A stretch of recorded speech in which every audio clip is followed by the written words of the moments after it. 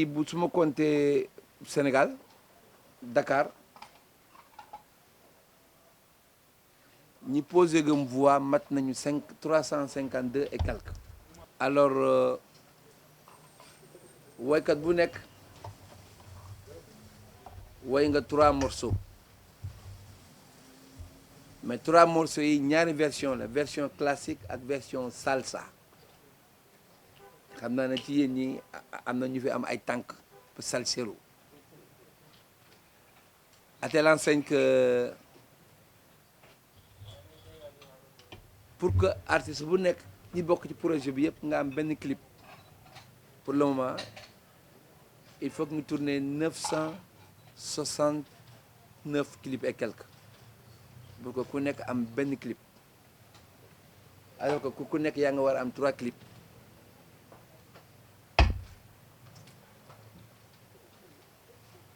bu loolu weesoo parmi les chanteurs de la CEDEAO non des pays de la CEDEAO fu nekk am nañ fa 20 artistes yu ñuy xaar. Le projet bu ñu xayma bu ñu consacré artiste bu nekk benn weer de télé de radio de journaux ci yow le projet va durer 7 ans.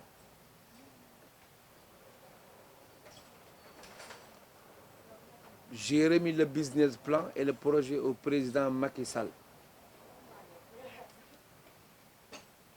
tegal naa ko tam ay quelques versions bi may recevoir.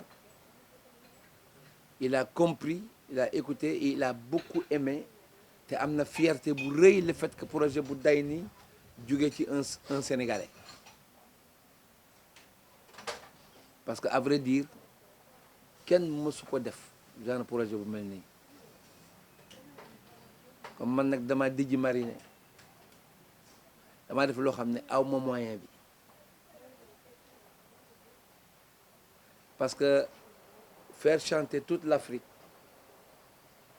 war a def ak ñoom tournée africaine européenne tournée mondiale c'est pas du gâteau mais loo diirul doo ko jam. Il fallait que ma tàmbali ko fi ma ci accès gum nii nag samay minimum moyen laa démarré ak l'aide de mon fils Wally Balago moo tax ñu accès gum ba fii. maa bind parole maa defar musique maa arrangé ak sama benn musicien claviste chef d'orchestre bu Ramdan bu ñuy wax Mamadou Ndiaye di Papis. Et c'est un projet qui date de 4 ans. maa ngi koy togg depuis 4 ans. Ça m'a pris beaucoup en temps et en pécule. Mais alhamdoulilah, nous y sommes. Alors comme woykat boo ku woy boo ñëwee da ngay enchaîner ak say clip man personnellement man maa amoon retard par rapport à ceux qui ont chanté et clippé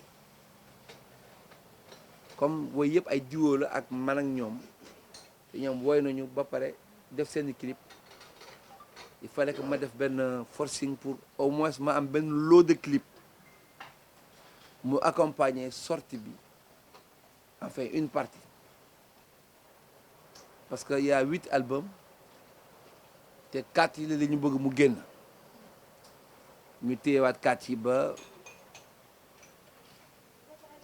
benn temps bu ñu ciblé rek. Le charme du projet même musique la même parole mais le vrai charme du projet mooy ku nekk ak sa façon bi nga koy woyee wala moo la woon nekk yàlla tam am na loo xam ne moo ko moom ndax ku nekk su woyee di nga xam ne même musique la même parole mais kii ni ko kii woyee ak ni ko kee woyee bokkul ku ci nekk am nga sa touche personnelle boo xam ne yàlla moo la ko jagleel loolu tam bokk na ci le charme du projet. Bu génnee Sénégal dëkk bi ma njëkk a demagum mooy Mali foofu j'avais 20 artistes mais comme booba temps j'étais sous la procédure bi nga xam ne su may génn damay dem tàggo ji ñu bindal ma këyit ma génn Sénégal j'avais 15 jours mënuma woon dépasser la limite j'étais obligé ma ñëwaat je n'ai pu enregistrer que 5 artistes sur les 20 mais je vais y retourner inchallah rabbi voilà en grosso modo fi ma ki toll